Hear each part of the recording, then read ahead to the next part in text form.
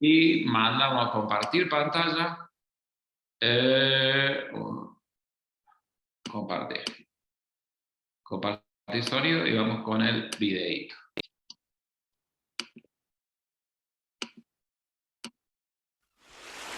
Esta es tu historia, esta es mi historia. Pero principalmente esta es la más grande historia que se haya contado. Esta es la historia de Dios.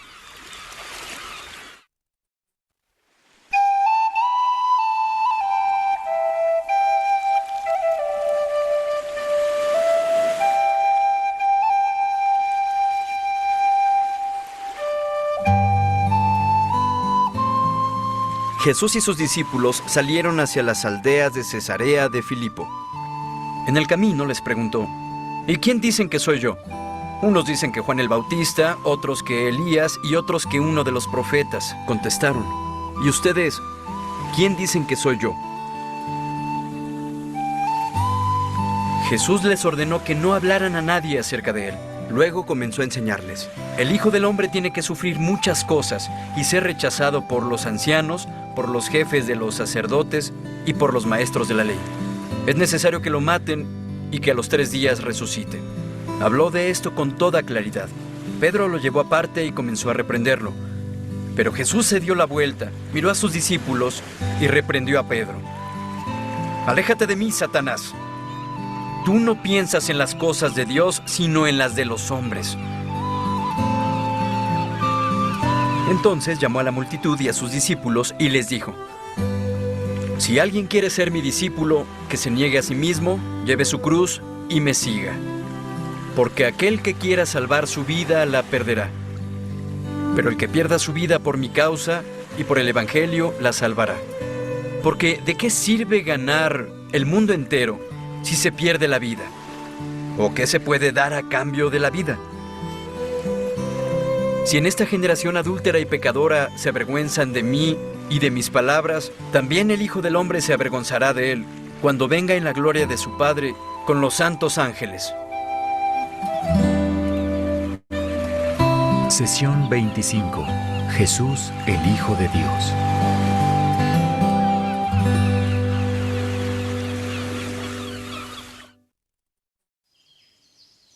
Cuando era niño había un programa popular en televisión, sí, en blanco y negro, llamado ¿Cuál es mi línea? Las personas con oficios inusuales eran entrevistadas por los panelistas. Solo se permitían preguntas que pudieran contestarse con un sí o un no.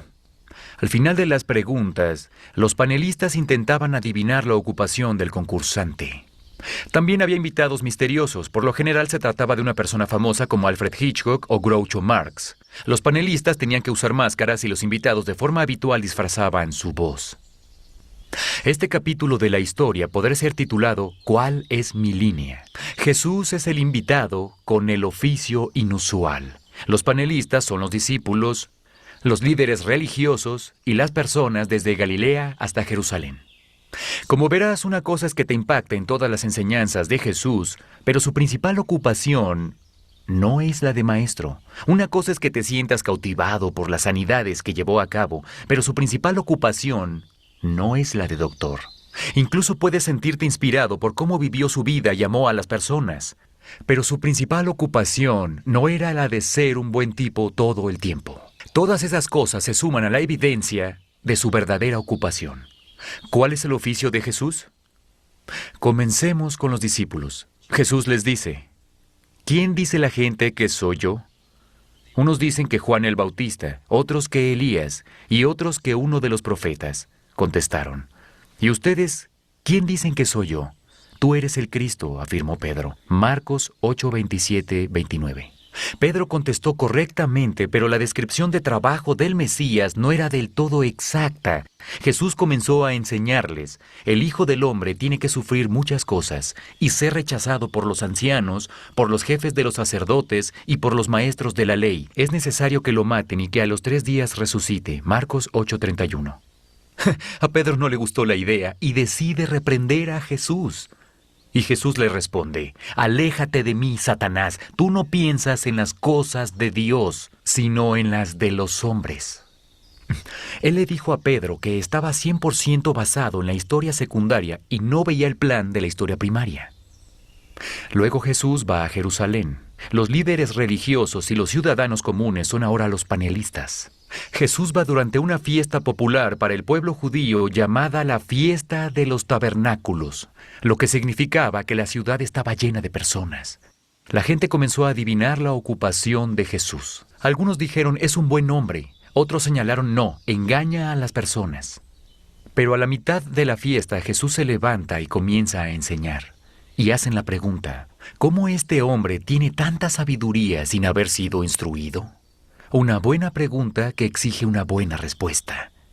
Después de escuchar sus enseñanzas, algunos de los panelistas trataron de adivinar, seguro este hombre es un profeta. Otros indicaron, es el Mesías. Y otros preguntaron, ¿cómo podría salir el Mesías de Galilea? ¿Acaso no dice la Escritura que el Mesías surgirá de los descendientes de David y de Belén, la ciudad donde vivió David? Vaya, esa persona tenía razón. Revisa los hechos. Jesús es del linaje de David y nació en Belén. Jesús comenzó entonces a darles indicios. Les dice, yo soy la luz del mundo. Solo Dios mismo es la fuente de luz. Luego afirma, yo soy de arriba, ustedes son de este mundo. Nosotros diríamos, yo soy de la historia primaria, tú eres de la historia secundaria. Solo Dios asevera que su hogar es el cielo.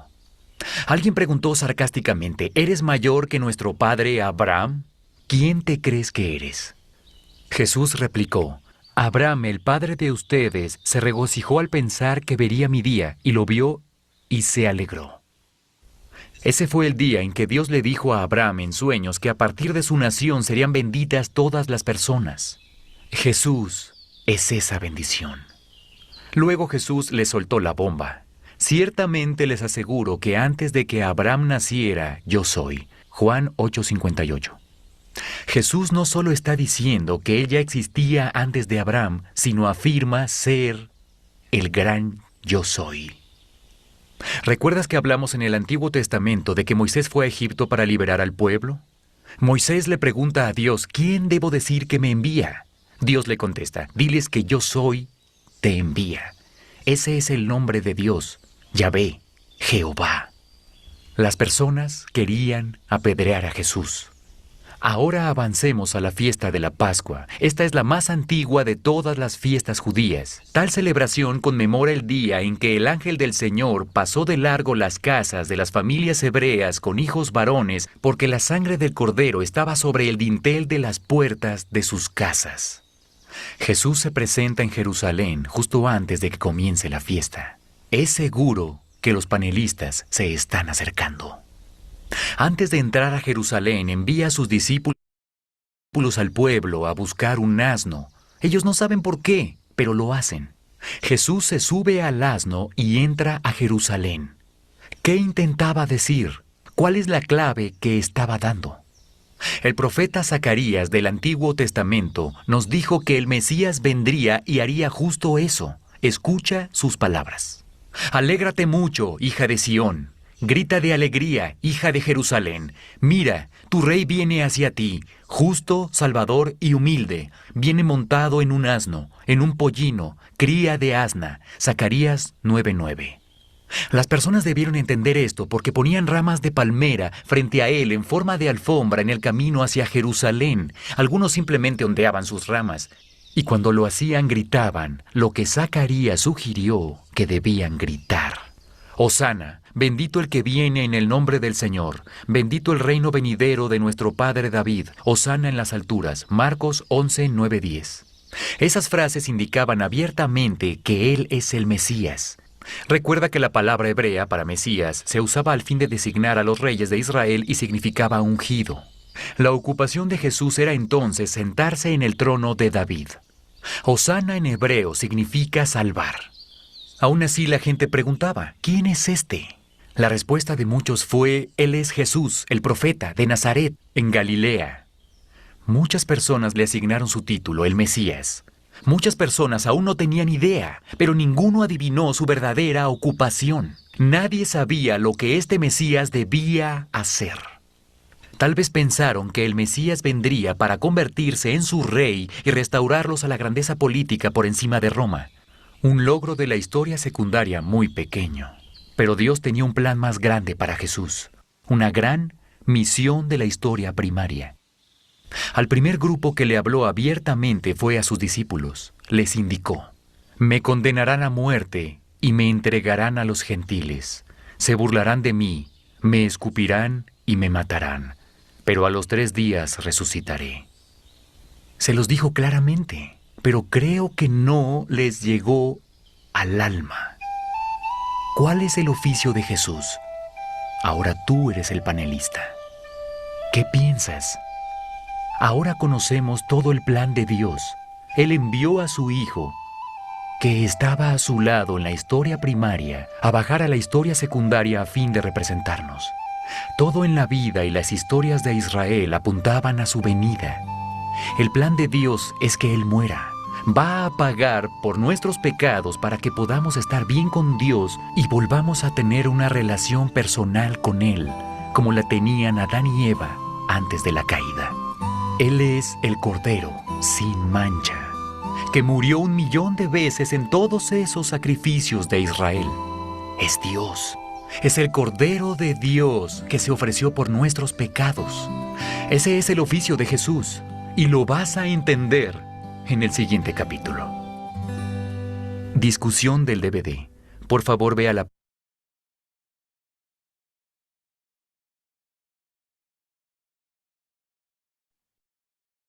Bueno, acá estamos.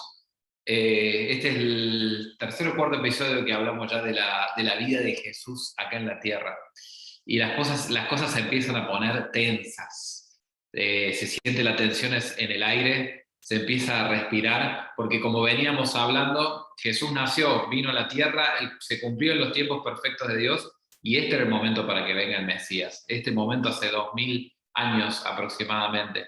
Este era el momento para que venga el Mesías y empiece la verdadera libertad de sus hijos.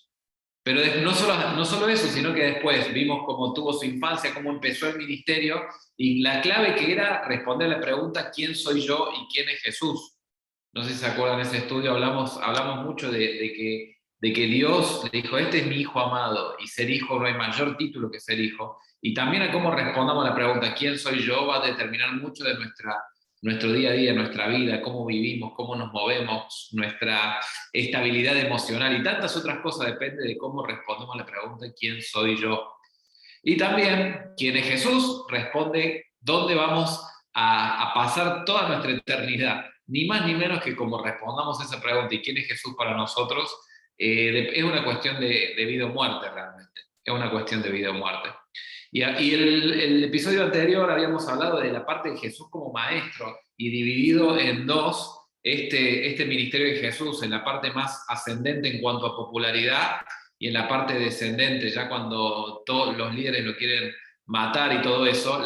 La vez pasada hablamos de este primer curva ascendente, en que logra mucha popularidad y la gente lo empieza a seguir por los milagros, por lo que Jesús podía darle, y no por lo que Jesús estaba realmente, no por quién era Jesús. Entonces en un momento se da vuelta y le dice: ustedes me siguen por el pan que reciben de mi parte. Entonces, viste, che, qué palabras duras le dicen los discípulos. Más o menos está diciendo que no lo sigan. Che, ustedes tampoco me quieren seguir, no me sigan, no hace falta. Síganme por algo bueno. Entonces nos quedamos con la pregunta, la vez pasada, de ¿por qué seguimos a Jesús? ¿Seguimos a Jesús por lo que Él nos da o por lo que Él es? ¿Por lo que Él me provee o por la situación, porque es un consuelo, o realmente porque Él es el todo en nuestra vida? ¿Qué estamos dispuestos a hacer para seguir a Jesús? Y ahora en los episodios, en los evangelios, viene muy marcado el contraste. En el de Marcos habíamos dicho que la primera parte del evangelio de Marcos habla de Jesús como el Hijo de Dios, hasta el episodio en que lo reconocen ahí, que estaba en el videito que leímos también en la Biblia, de quién dice la gente que soy yo y quién dicen ustedes que soy yo. Tú eres el Mesías, el Hijo de Dios.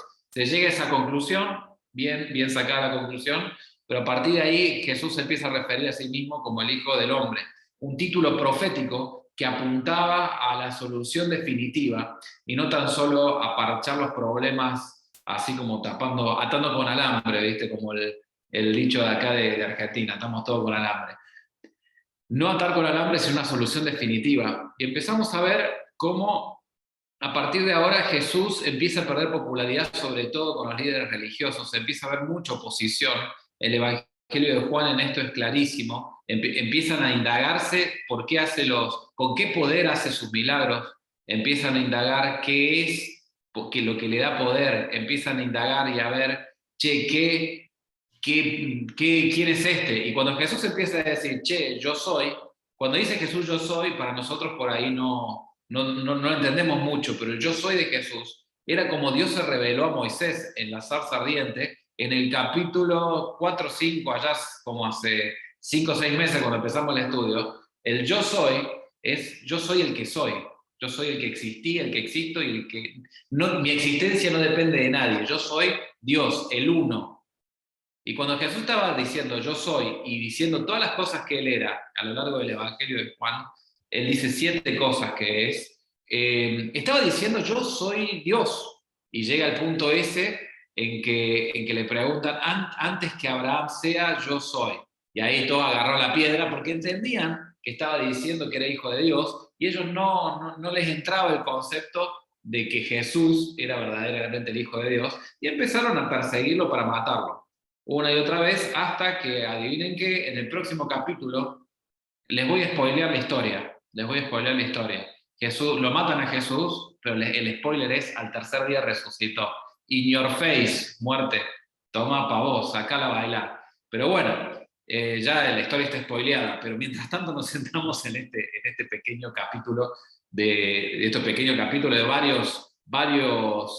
un par de años en su ministerio, cuando su ministerio empieza a ser revelado en qué va a ser. El Hijo del Hombre tiene que sufrir, empieza a decir. Al Hijo del Hombre lo van a matar, pero lo van a escupir, lo van a golpear, pero al tercer día va a resucitar. ¡Wow! Empieza a tirar algo que no estamos esperando, no estaba esperando ninguno en su audiencia ese mensaje. Nadie se esperaba que Jesús diga eso. Nadie esperaba ese concepto de un rey. Y no los acuso, porque yo tampoco creo que lo hubiese esperado. Vayamos a esa época con la mente. ¿Vieron alguna de esas películas de reyes, de imperios, de reinos? No sé, puede ser una como El Señor de los Anillos, con esas cortes reales. Puede ser alguna serie de estas que son muy populares, algunas que están buenas, otras que se desubican y se van al pasto. No importa, alguna de esas series en la cual el rey es el que reina con justicia y el rey es el que están todos para servirlo, todos hacen cosas para este rey. Pero acá el rey Mesías, el enviado, empieza a revelar que su misión no era que lo sirvan a él, sino servir a los demás. Si nos transportamos a una de esas series, que el rey diga que él tiene que servir a los demás, no suena muy lógico. Hay un texto en Marcos, creo que Marcos 10:23, no me acuerdo exacto, 10:53, no me acuerdo exacta la cita, no la tengo anotada acá, que dice, pero el Hijo del Hombre no vino a que le sirvan, sino que vino a servir y a dar su vida en rescate por muchos. Bueno. No sé si se acuerdan todos los capítulos anteriores de la historia que vimos, porque vimos capítulos en que los reyes fracasaron delante de la presencia de Dios. Los jueces hicieron lo malo. Todo terminaba en una espiral. El pueblo de Dios, una y otra vez, terminaba en una espiral en que todos los reyes terminaban mal. Todos los jueces echaban moco, terminaban mal. Todos los líderes terminaban fallando. No había esperanza de una recuperación, porque la historia había demostrado que la historia que nos trajo hasta hoy había demostrado que todos habían fracasado uno tras otro. Y en el concepto general era, va a venir un rey perfecto que nos va a liberar de los romanos, del yugo, y va a ser un reino justo y vamos a poder vivir bien, y a ese rey vamos a seguir. Y ahí está toda esta expectativa de que Jesús agarre las armas, se arme un ejército y conquiste Roma. Pero la solución de Jesús no era una solución coyuntural para ese momento. La solución de Jesús era una solución al problema real, porque el problema no estaba en una persona que gobernaba, en un rey. El problema estaba disperso en toda la civilización humana, porque el mal de la civilización humana tiene nombre y apellido y se llama pecado. Se llama la maldad, no la maldad tanto que está fuera nuestro, que siempre la culpa la tiene el otro, sino la maldad interna. Y para lidiar con ese pecado tendría que haber un perdón. Y para que haya ese perdón tenía que haber un sacrificio. Y alguien tenía que pagar el costo para que ese sacrificio, el costo de ese sacrificio, para que nosotros podamos tener una solución definitiva, no un parche. La gente estaba buscando un bienestar temporal. Y acá es cuando se nos vuela la cabeza, porque Jesús empieza a revelar que su misión no era como lo pensaban todos. Su misión no era venir y liderar, gobernar un tiempo, dejar unas leyes que funcionen. Eso había demostrado que no funcionaba, porque el problema no estaba en las leyes ni en los líderes. El problema estaba dentro de cada uno de los seres humanos que tenemos adentro nuestro la semillita de la maldad. Ya David se daba cuenta. El rey ejemplar dice, en pecado fui concebido. O sea, desde que soy bebé fui concebido con esta semillita de maldad. Toda la Biblia nos damos cuenta que abramos los ojos, veamos nuestra realidad, veamos nuestro país, veamos la cantidad de gente que está peleada entre sí, la ruptura con los pares. No me digan que ahí no tiene que haber una solución definitiva. No va a venir un político salvador, porque las relaciones siguen rompiéndose a nivel estatal, a nivel social. Estamos viviendo un clima socialmente agitadísimo, agitadísimo. Abramos los ojos, leamos las noticias, metete en cualquier medio. Ni estoy hablando de política, pero metete en cualquier medio y vamos a ver que hay un problema serio a solucionarse. Hay un problema serio que vos decís, ¿qué político quiere agarrar esta bomba que está entre nuestras manos? Esta bomba económica, social, está rota nuestra sociedad. ¿Nos damos cuenta? Y vos decís, bueno, Argentina, ojo, que vos te vas al resto del mundo y hay un problema mucho mayor que no hay un político mesiánico que pueda solucionar. Estamos rotos muchas veces con la naturaleza, estamos haciendo estragos. Estamos rotos con nosotros mismos, crisis de autoestima, crisis de no saber, crisis de falta de identidad, que estamos haciendo énfasis en los últimos estudios, que no sabemos responder a la pregunta ¿quién soy? Estamos rotos, no sabemos perdonarnos, no sabemos vivir con lo que nos pasó. Y yo entiendo que hay situaciones traumáticas, yo simplemente estoy tratando de graficar, y no estoy quitándole peso a esas cosas, estoy tratando de graficar que si abrimos los ojos vemos la realidad rota, ¿o no?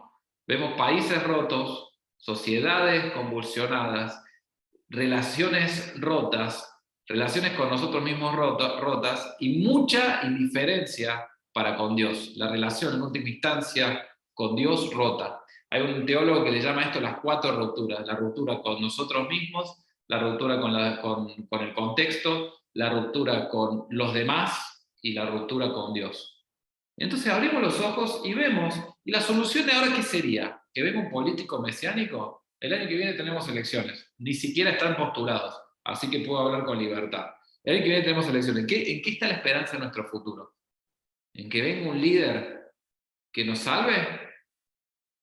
Esa es la expectativa que tenía en ese momento. Esperaban que venga un líder que los salve, que les saque el yugo, que les baje los impuestos, que les dé alimentos, que les provea para sus necesidades. Esa es la expectativa. Es más, cuando Jesús entra en ese texto que sabemos que entra a Jerusalén montado en un asnito, en un burrito, la gente, ¿qué hace en ese momento? Lo quiere ungir rey. Lo quiere ungir rey. Hay varios elementos que son claramente eso. Empieza a decir, Hosana, salva, salve, salvanos, aleluya, sea alabado. O sea, quiero que seas el Mesías al que viene, al hijo de David. O sea, están reconociéndolo, su ascendencia, están reconociendo, este es el líder que nos va a salvar. Este es el líder que nos va a salvar. Y le empiezan, no sé si vieron, conocen que antes de la Pascua está el Domingo de Ramos, ¿no? el domingo en que se tiran hojas, y en la Biblia dice que son hojas de palma, de palmera, que iban poniendo en su camino. La hoja de palmera, no llegamos a charlarlo, pero simbolizaba era un símbolo de la victoria, la rebelión que había pasado con los macabeos, unos 200 y pico de años antes. Estaban diciendo, estamos listos para la revolución. Estamos listos para la revolución. Una semana antes, después de que lo cuelguen en una cruz, ¿no? Una semana antes de que lo cuelguen en una cruz, te estaban diciendo, estamos listos para tomar armas, acá vamos, nos metemos y vamos a reventar todo. Y acá con esa expectativa, porque quiero que algo nos quede claro, porque tenemos este concepto dentro nuestro de que un liderazgo de un hombre falible como nosotros nos va a sacar adelante.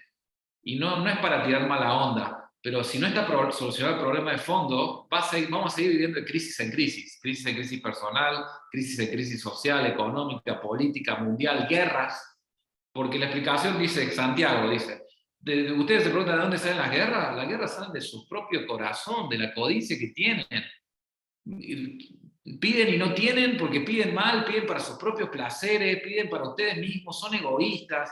El mal está dentro. Hay una canción de Ulises de Rescate, un gran artista, que dice, el mal está dentro, y el mal nuestro está dentro y quiere salir, es un veneno, y no para este veneno. Basta el corazón, necesito de tu antídoto, dice, necesito de tu amor. De tu perdón, no de tu amor, de su amor también necesitamos, pero lo que decía Ulises era necesito de tu perdón. Porque la maldad está dentro y el problema es mucho mayor que el contexto. Mirá, y déjame graficártelo cómo esperamos. Muchas veces un político que nos salve, esperamos un Messi que cuando estamos perdiendo 3-0 agarre la pelota y haga 3 goles, esperamos que en nuestro trabajo venga alguien y de golpe pase algo mágico, porque ponemos mucho la mirada en las personas. Ponemos mucho la mirada en las personas. Y Jesús, en ese momento de tensión, porque la tensión estaba en el aire, se podía cortar, se venía la fiesta de la Pascua, se venía toda una situación así compleja. Esa tensión, Jesús la corta revelando su verdadera misión. Che, a mí no me van a levantar como rey, a mí me van a matar en una cruz. Y mi victoria va a ser mucho mayor porque voy a resucitar. El Hijo del Hombre no vino a que le sirvan, sino a servir y dar su vida por rescate a muchos. Y hay un ejemplo que es un ejemplo que queda grabado a fuego y que quiero que si lo tienen lo busquen conmigo porque es un quiebre. En esta parte Jesús empieza a revelarse mucho más claro y empieza a decir su misión mucho más clara, principalmente a sus discípulos. Empieza ese gran ministerio público, un ministerio más privado, con los que iban a llevar esta noticia después a todo el mundo. Empieza a ser un ministerio mucho más privado, de lo íntimo, de enseñarle bien a pocas personas y de perder esa popularidad y esa masividad del ministerio público. Y hay un capítulo que es quiebre en el Evangelio de Juan. En el Evangelio según San Juan viene hablando de que hace un milagro, le da la vista a un ciego y empiezan a dudar, empiezan a investigarlo y después hace otro milagro, resucita a Lázaro y ahí ya empieza la conspiración para matarlo. Ahí ya cuando ya llegó un límite, che, este está haciendo demasiado, vamos a ir y a matarlo. María lo unge, está esta historia de María que lo unge para el entierro, él dice, me está ungiendo para cuando me maten, o sea que yo lo tenía clarísima. A Jesús no lo mataron, Jesús dio su vida voluntariamente, es un hecho no menor. Entra triunfalmente a Jerusalén, Jesús vuelve a predecir su muerte, dice, yo pongo mi vida por ustedes, yo la pongo, no es que me la quitan, yo estoy entregándome. Y después hay un episodio donde Jesús sabe quién es, sabe de dónde viene, sabe a dónde va. Entonces ahí es el clímax de todo. Juan 13:3 dice, sabía Jesús que el Padre le había puesto todas las cosas bajo su dominio. O sea, Jesús ya sabía efectivamente quién era. Sabía quién era el Hijo, su Padre ya le había dado todo bajo su dominio. Y que había salido de Dios. O sea, sabía, yo soy el Hijo de Dios y sabía que a él volvía. O sea, tenía ya la identidad solucionada. Ya sabía su misión, ya sabía quién era, ya sabía lo que le tocaba. Y ahí viene la tensión. Cualquiera de nosotros, ¿qué hubiese hecho sabiendo la misión o estando en el lugar de Jesús? Agarro, saco una espada y aniquilo a todos, no sé, tiro un poder, empiezo a tirar rayos, no sé, yo sé que Dios puso todo bajo mi dominio, sé de dónde vengo, sé que vuelvo al Padre, yo agarro y me envalentono y me empiezo a conquistar. ¿Saben qué hizo Jesús? ¿Saben qué hizo Jesús? Imagínense este contexto. Ya Jesús estaba en el punto donde la gente quería ya que asuma el liderazgo, ya quería proclamarlo rey. ¿Saben qué hace Jesús? Agarra una toallita, se la pone al costado, se arrodilla y empieza a lavarle los pies a sus discípulos. Porque los discípulos no habían entendido nada, no habían entendido de qué se trataba. El momento en que Jesús tenía claro a qué se dedicó, a qué vino Jesús, a servir, había dicho que había venido a servir, y en ese momento, ¿qué hizo Jesús? Demostró en la práctica su verdadera misión. Porque el Hijo del Hombre no vino a ser servido, sino que vino a servir y a dar su vida en rescate por muchos. Y claro, a Pedro esto no le entra en la cabeza. Dice, che, el rey que vamos a proclamar ahora me está lavando los pies a mí. Esto me da vergüenza. Ni el peor de los esclavos lava y a mí me está lavando los pies. Y dice, no me lave los pies. Y Jesús, bueno, ahí está un diálogo, che, pero si no te lavo los pies no podés estar en parte conmigo, ¿no? Entonces lávame todo. No, Pedro, cabezón, te voy a lavar los pies. Te voy a lavar los pies porque vos ya fuiste limpio y a veces se te pegan abrojos, mugre, mientras caminamos en la calle, simbólicamente yo te lavo los pies para que sigamos adelante. No es menor que Jesús vino a entregarse. Jesús es un ejemplo de entrega, Jesús es un ejemplo de servicio, Jesús es un ejemplo de amor. Jesús es un ejemplo de que el problema que tenemos nosotros, de que la ruptura que fue generada en nuestro contexto, en nuestras vidas, en nuestra sociedad, no tiene una solución así, ir tapando, porque realmente lo que tratamos, vemos una situación de conflicto en nuestra vida, ¿qué hacemos? Tratamos de parcharla, evitarla, zafarle, ¿viste? La vamos pisteando como un campeón, como el videito de YouTube, la venía pisteando como un campeón, pero en algún momento la moto se te va. En algún momento ya, viste, no, es todo tapado con alambre, una vida pendiendo de un hilo. Y Jesús vino, y Jesús en ese momento, pasan los episodios de que vamos a empezar a ver que Jesús decide ir a la cruz por vos y por mí, decide darle una solución definitiva al sacrificio que deberíamos estar haciendo vos y yo con nuestra propia vida, porque la paga del pecado y la paga de nuestra maldad, de nuestra ruptura, de estar tan rota, la paga de eso es la muerte. Primero la muerte, muerte espiritual, estar alejado de Dios. La paga del pecado es la muerte, estar alejado de Dios. Y también la muerte física y eterna, estar para siempre lejos de Dios. Y esto es algo que la Biblia dice. Estar lejos de Dios por toda la eternidad, ¿viste? Hay muchos que le llaman infierno. En la Biblia mismo se habla mucho del infierno, el Hades, el Seol, un montón de conceptos. No es mi objetivo meter miedo porque el amor verdadero quita el temor. Pero la decisión de cómo nos paremos con esto determina mucho de cuán profunda es la solución a nuestros problemas, a nuestra ruptura. Si nosotros tratamos de tapar el pozo o buscar a Dios porque quiero que se me solucione este problema, pasó mañana voy a tener otro, y después otro, casi como Bad Bunny cantando hoy tengo una, mañana otra, ¿no? Y uno tras otro, pues nos seguimos. El problema no está en el contexto. El problema no está en el contexto, el problema es desde adentro hacia afuera. Y para que haya una solución de fondo tenía que haber alguien que pague ese costo.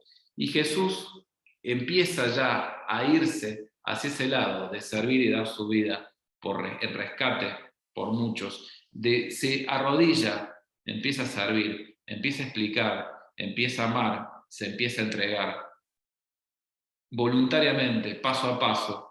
Y empezamos a tener sermones hermosos de Jesús. Ahora los domingos estamos analizando el sermón de la montaña, que es en la parte donde Jesús estaba empezando su ministerio. A partir de Juan 13, 14, 15 al 17, Juan relata lo que se llama el sermón del aposento alto, o el mensaje del aposento alto, que es un mensaje cargadísimo de conceptos, donde habla de la unidad, habla del amor, repite mucho esto amor, habla de permanecer, habla de vivir con Dios, habla del Espíritu Santo, de que no nos va a dejar nunca solos, habla de esto, pero habla de que muchas veces en la vida nuestra el seguir a Jesús implica también que nosotros sigamos su ejemplo. ¿Qué ejemplo? Porque a nosotros nos encantan los aplausos, que se solucione nuestro problema, vivir bien y ser reconocidos. Pero lo que propone Jesús es muchísimo más que esto, es ser su discípulo. Y un discípulo imita los pasos de su maestro. La Biblia dice, más adelante Juan, en una de sus cartas, dice que el que dice ser de Jesús debe andar como él anduvo, tras sus pisadas, ¿no? Tras los pasos de Jesús. Debe seguir tras las pisadas de Jesús. ¿Y cuáles son esas pisadas de Jesús? ¿Cuáles son las pisadas de Jesús? ¿Qué es lo que Jesús hizo en la tierra? Servir. Amar hasta cuando duele mucho. Entregarse por los demás. Amar tanto hasta que duela. Tener compasión del que está pasándola mal. No dar soluciones no maquillar el problema, sino ir a fondo. Teresa de Jesús, creo que fue la que dijo la frase de que el que no vive para servir no sirve para vivir. Y ese es el ejemplo que nos dejó Jesús. Él no buscó el aplauso, te buscó a vos, te amó a vos, me amó a mí, nos amó a todos. Y se entregó y abrió la posibilidad de que nuestro problema sea solucionado definitivamente. ¿Qué quiere decir que tengamos una solución definitiva al problema? Quiere decir que no van a haber más conflictos en nuestra sociedad, que no vamos a tener conflicto con otros, que no vamos a tener a veces que nos alejemos de Dios. No quiere decir eso. Quiere decir que estamos en un proceso en el que nuestra verdadera identidad está siendo revelada, en que estamos creciendo hasta parecernos más a Jesús, en que el que quiere seguirme, niéguese a sí mismo. No estamos corriendo del centro de la escena nosotros, para que el centro de la escena de nuestra vida sea Jesús. No estamos corriendo de seguir lo que nos encanta, nuestros placeres, lo que nos hace mal, porque Jesús en eso no es un tipo egoísta, Dios no es egoísta diciendo, háganlo porque yo necesito que ustedes lo hagan para sentirme bien. No, Dios cuando dejó sus mandamientos fue para que nos vaya bien. Pero bueno, seguir a Jesús tiene un costo a pagar. Y esto es lo menos, la parte que muchas veces se omite de decir, ¿no? Pero seguir a Jesús tiene un costo a pagar. Muchas veces Jesús dejó muchísimas cosas de lado suyas. Y a nosotros nos va a tocar dejar muchas cosas de lado si realmente decidimos seguir a Jesús. Hay un pasaje que habla del costo del discipulado, creo que está en Lucas, si no me equivoco, 14, que habla, ¿quién de ustedes si va a construir una torre no se pone primero a calcular cuánto tiene, cuánta plata tiene, para ver si puede levantar la torre? No vaya a ser que la esté levantando a la mitad y no le dé más el cuero, no pueda poner más plata y sea un hazme reír de todos, porque no llegó a levantar la torre. ¿Y quién de ustedes, si viene un ejército de 10.000 contra ustedes y ustedes tienen 1.000, quién de ustedes no calcula? Y si sabe que no le va a dar la nafta, va y hace una negociación del camino como para hacer las paces. Bueno, el que quiera seguirme a mí tiene que calcular, porque hay un costo de seguirme. Hay un costo de que muchas veces vamos a tener que dejarnos nosotros de lado para servir. Hay un costo que muchas veces vamos a tener que nosotros dejar de lado para perdonar. Hay muchas veces que vamos a tener que corrernos del centro de nosotros, negarnos a nosotros mismos, morir a nosotros mismos para servir, amar, perdonar, para estar a disposición del otro, para seguir el ejemplo de Jesús. Ahora, ¿esto es algo negativo? No, al contrario, es el verdadero sentido para el que fuimos creados. Es la verdadera esencia la cual vivimos. Solo que podemos escaparnos, podemos querer tener soluciones de parches en nuestras vidas, podemos querer solucionarlo así a tientas. tratar de seguir andando, seguir sobreviviendo, pero ni vos ni yo estamos como para sobrevivir. Vos y yo estamos como para cumplir una misión mucho mayor, y nuestra misión y nuestro sentido se encuentra en seguir los pasos de Jesús, en seguir, en cargar nuestra cruz. Es de golpe que de golpe haces pa y dejas todos tus vicios, todos tus mamos, todas nuestras luchas. Yo te aseguro que no. ¿Y sabes por qué te aseguro que no? Porque yo con los míos lo batallo, me cuestan los míos propios. Yo esta mañana estuve orando y le pedí perdón a Dios por varias cosas que me doy cuenta que tengo que seguir trabajando. Y no lo digo de un modo, lo digo en serio, lo digo en serio. No, no lo digo como para empatizar, nada por el estilo. Lo digo porque todos estamos en esta escuela de vida en la cual queremos seguir a Jesús y a veces nos encontramos fracasando. Pero este Jesús vuelve a dar oportunidades, vuelve a dar sentido, porque nuestra vida no es para nosotros, sino es para Dios. ¿Y qué otra forma hay de servir a Dios que sirviendo y amando y perdonando a los que tenemos al costado? Ustedes explíquenme otro modo de servir a Dios que sirviendo a nuestro prójimo, que siendo los brazos de Jesús en la tierra, los pies de Jesús en la tierra, la boca, los ojos, los abrazos de Jesús en la tierra. Ustedes muéstrenme otro modo de servir a Dios que sirviendo al que tenemos a nuestro costado, que amando al que tenemos a nuestro costado, que negándonos a nosotros mismos en pos de otros, que teniendo misericordia, compasión por otros. No hay otro camino para servir a Dios, porque nosotros servimos a Dios. Hay un pasaje en Hebreos que me encanta. Dios no se va a olvidar de ustedes, del servicio que ustedes dan, del amor que muestran para conmigo a través del servicio que le dan a los demás. En la Biblia muchas veces repite este concepto de que nosotros somos el cuerpo de Jesús en la tierra, sirviendo, amando, perdonando, abrazando. La pregunta es, que queda pendiente, dando vuelta en la cabeza, es, ¿estás dispuesta a pagar el precio? ¿Estás dispuesto a que esas luchas, yo sé que son luchas y son procesos, a tratar de entregarlas a los pies de Jesús tantas veces como haga falta para tratar de mejorar, para tratar de seguir sus pisadas, para servir a los demás? ¿Estás dispuesta? Porque muchas veces sabemos que Jesús nos salvó, pero no nos salvó por nada que nosotros hayamos hecho. No hay chance de hacer nada, porque no hay forma, porque nosotros somos salvos por fe. Pero esa salvación que Jesús nos dio es para que Él empiece a gobernar nuestra vida, empecemos un proceso de cambio. Hay cosas que tenemos que morir a nosotros mismos. Hay luchas que tenemos que empezar a dar. Hay un costo que pagar. Hay un costo que pagar.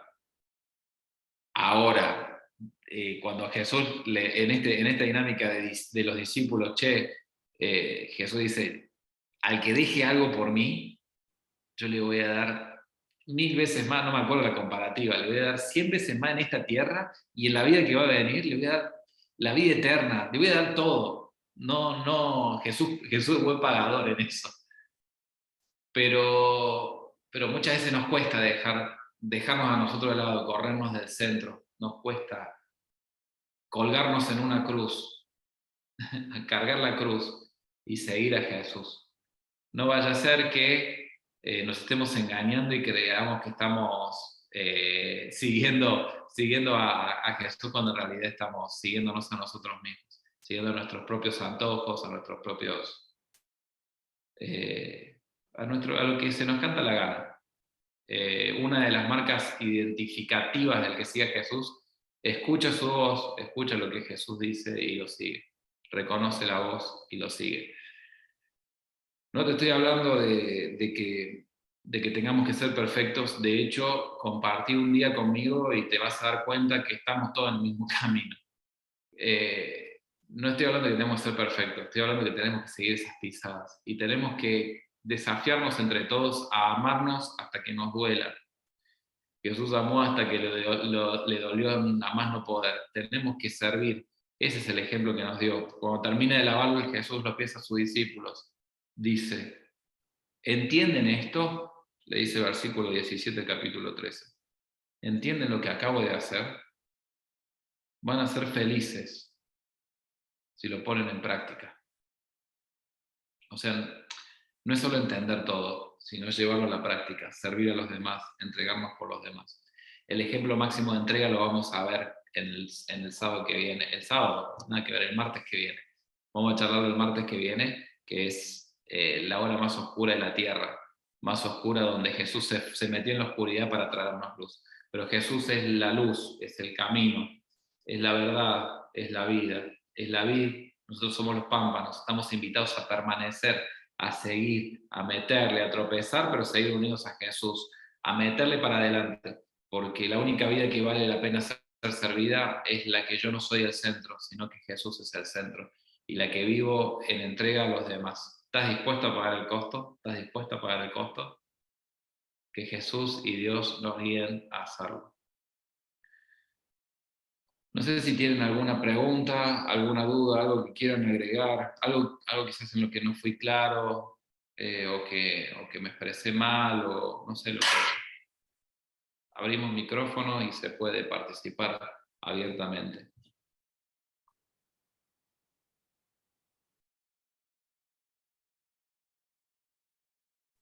No, yo creo que dejaste mucha intriga para el martes que viene, Marcos. Estuviste muy bien.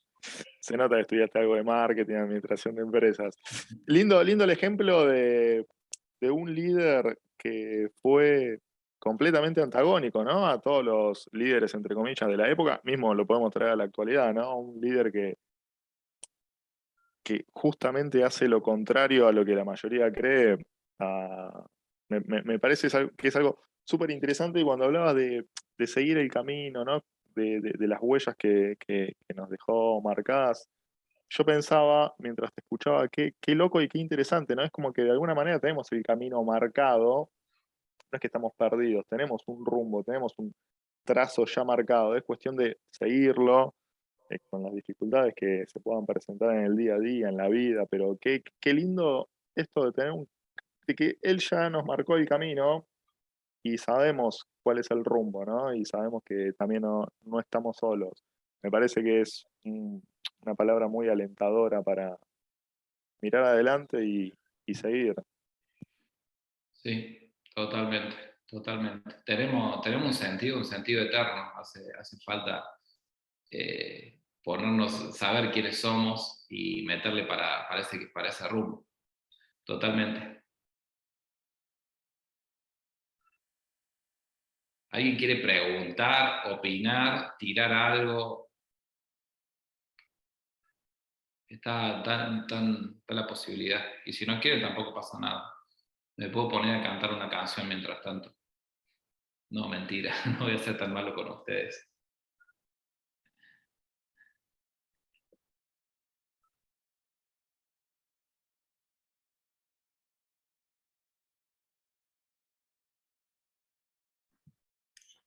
Qué hermoso saber que a lo mejor hoy nos equivocamos y mañana podemos comenzar de nuevo el camino que el Señor nos traza, como dice Ariel. Es tan grande su amor que cada mañana es nueva su misericordia, cada mañana Él nos abraza nuevamente, cada mañana nos ayuda a caminar con Él, pero tenemos que buscarlo. Sí, sí. Sí, totalmente. El día que no tropecemos, quizás ya no estemos más acá entre nosotros. Lamentablemente es así, y hay batallas y luchas que son de larga data, ¿no? Por lo menos en mi vida, que vienen de hace tiempo y creo que van a seguir. El tema es que tenemos que plantarle ahí esa lucha, esos tropiezos. Mi mamá me enseñó que tropezón no es caída, me decía. Hay que continuar. Hay que levantarse, sacudirse la tierra, dejar que Jesús nos lave los pies y seguir caminando. Y que lo importante es estar en este proceso que trae vida en serio. Porque este es el sentido de la vida, que podamos conocerlo a Él.